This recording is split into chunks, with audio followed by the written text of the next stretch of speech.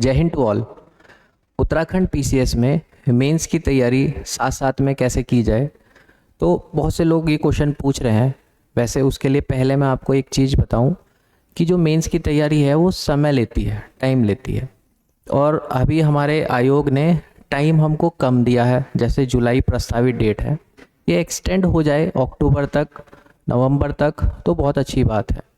But कुछ beginners हैं जो साथ साथ में चीज़ें करना चाह रहे हैं, तो उन लोगों को ये वीडियो एक तरीके से समर्पित है। देखो, जब हम लोग आंसर राइटिंग के बारे में बात करते हैं, हमारे यहाँ पर जब हम लोग आंसर राइटिंग को लेकर के काम करते हैं, तो आंसर राइटिंग में दो चीज़ें बहुत ज़रूरी है। क्या चीज़ें? आप किसी भी चीज़ के बारे में अगर आपको बोला जाए कि इसके बारे में बताओ, तो उसके बारे में तभी तो बताएंगे आप जब आपको पता हो। तो पहली चीज़, आपको उस टॉपिक की नॉलेज, क्लियर नॉलेज तो हो गई कि अच्छा हाँ ये चीज़ ऐसी होती है। बट अब उस नॉलेज के दो डिलीवर करने के तरीके होते हैं। एक तो आप वर्बली बता रहे हैं और एक आप लिख करके बता रहे हैं। तो जब लिखते हैं तो उस लिखने के आपके पास स्पेशल से स्किल्स हों, वही स्किल्स कहे जाते हैं कि आपकी आंसर राइटिंग बहुत बढ़िया है, जब आपने उस नॉलेज को अपनी कॉपी पर उतार दिया हो।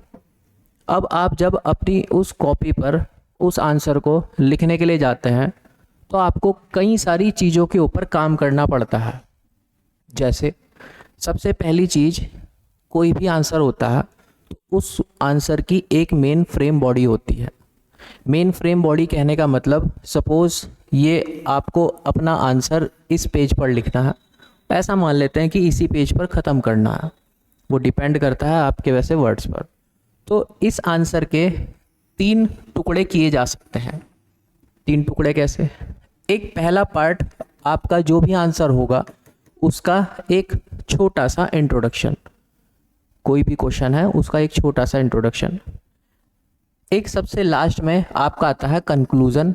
कंक्लूज़न मतलब जो बाद में उसका एक तरीके से निचोड़ निकल कर के आया कि आप ये कहना क्या चाहते हैं। और फिर जो मेन पार्ट इसका होता है वो होती है आपकी मेन बॉडी। मेन बॉडी जो उस आंसर के अंदर आप हर चीज़ विस्तार से लिखने के लिए जा रहे हैं। वैसे विस्तार से लिखने की बात सिर्फ बड़े आंसर में अप्लाई होती है। कोई 2 नंबर का क्वेश्चन आया तो उसमें विस्तार से लिखने की बात नहीं आती है, और उसमें इंट्रो और कंक्लूज़न पर भी काम नहीं किया जाता है। छोटे जो मार्क्स होते हैं उस पर सिर्फ मेन बॉडी पर काम किया जाता है, डायरेक्ट टू द पॉइंट। अब जब हम लोग बिगिनर्स की स्थिति में है, तो हमको कैसे पता चलेगा कि इंट्रो कैसे हो, मेन बॉडी के अंदर क्या लिखा जाए या फिर कंक्लूज़न में क्या लिखा जाए? तो आप स्टार्टिंग में अभी ऐसे फ्रेम पर काम ना करके कुछ लिमिटेड पॉइंट्स पर काम करें। अगर बिल्कुल ज़ीरो से आप लोग स्टार्ट कर रहे हैं, कैसे? कोई भी आंसर होता है, उस आंसर के अंदर चमक लाने के लिए कुछ चीज़ें काम करती हैं। जैसे कोई भी आंसर है, टॉपिक आया होगा, तो उस टॉपिक में कुछ ना कुछ कॉन्सेप्ट्स अगर लग रही होगी, कुछ ना कुछ सिद्धांत अगर उसके अंदर लग रहे होंगे, यूनिवर्सल लॉ है या फिर जो भी हम लोग मानते हैं कॉन्सेप्ट्स लग रहे होंगे, तो वो कॉन्सेप्ट उस आंसर की एक तरीके से चमक बढ़ा देता है। उस आंसर से रिलेटेड अगर कोई फैक्ट या फिर डेटा है, तो वो आपके उस आंसर के अंदर एक 4 चांद का काम कर देता है।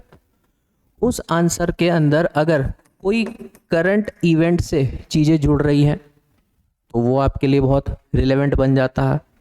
उस आंसर को अगर आप उस टॉपिक को रिलेट कर रहे हैं, को रिलेट कहने का मतलब आपने एक चीज़ को दूसरी चीज़ के साथ को रिलेट करके अपने आंसर में शो कर दिया है, तो वो कई सारी चीज़ें, मतलब वो बहुत अच्छा एक तरीके से आपके लिए मैसेज देता है। उस आंसर के अंदर अगर आपने डायग्राम का यूज़ किया है या फ्लो चार्ट का यूज़ किया है, तो ये सब चीज़ ऐसी होती हैं जो आपके आंसर की जो मेन बॉडी है उसको बहुत अच्छे से निखार करके ले आती है।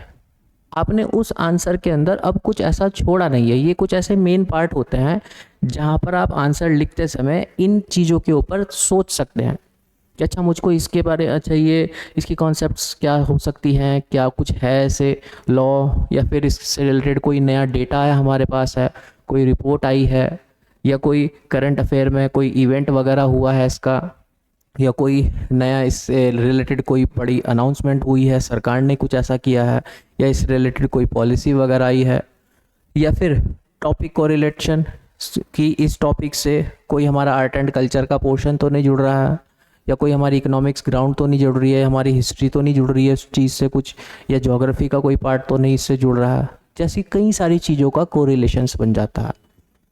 कोई जो टॉपिक है उसका आपने कोई फ्लो चार्ट बना दिया, डायग्राम्स से बना दिया, है ना। ज़रूरी नहीं कि डायग्राम सिर्फ आप ज्योग्राफी में ही बनाते हैं, डायग्राम फ्लो चार्ट का यूज़ आप अदर सेक्टर में भी कर सकते हैं। इफ़ अगर आपके पास डेटा अच्छा खासा है, उसको कम शब्दों में आप कंप्रेस करके एग्जामिनर के सामने पेश करना चाह रहे हैं।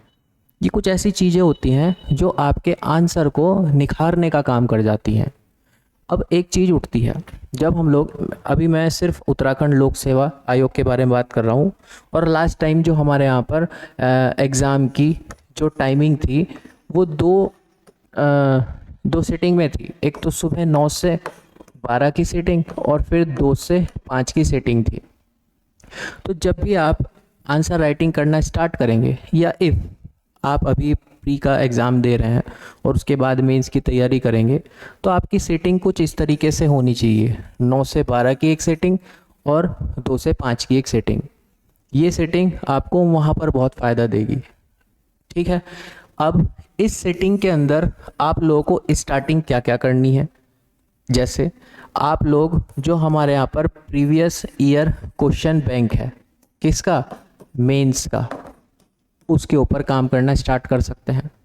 सेकंड वन चीज़ और जो बहुत इम्पॉर्टेंट है, जब आप कोई भी टॉपिक पढ़ें, XYZ कुछ भी टॉपिक पढ़ा, सपोज़ आप लोगों ने उत्तराखंड के अंदर उत्तराखंड रिवर सिस्टम या फिर ड्रेनेज सिस्टम पढ़ा, उत्तराखंड का नदियों का अपवाह तंत्र पढ़ा, वो आपने एक कंसेप्ट ले ली, या फिर आपने एक बुग्याल वाला टॉपिक पढ़ा, वो आपने एक कंसेप्ट ले ली, तो अब उस कंसेप्ट पर खुद से ही क्वेश्चन बनाया आपने, और उस क्वेश्चन पे आंसर राइटिंग करनी स्टार्ट कर दी। इट मीन्स टॉपिक वाइज या फिर टॉपिक बेस आंसर राइटिंग करना आप स्टार्ट कीजिए।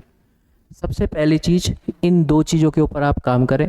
देन थर्ड वन, फिर तब जा कर के आप किसी प्रैक्टिस टेस्ट सीरीज़ पर काम मूव ऑन करना।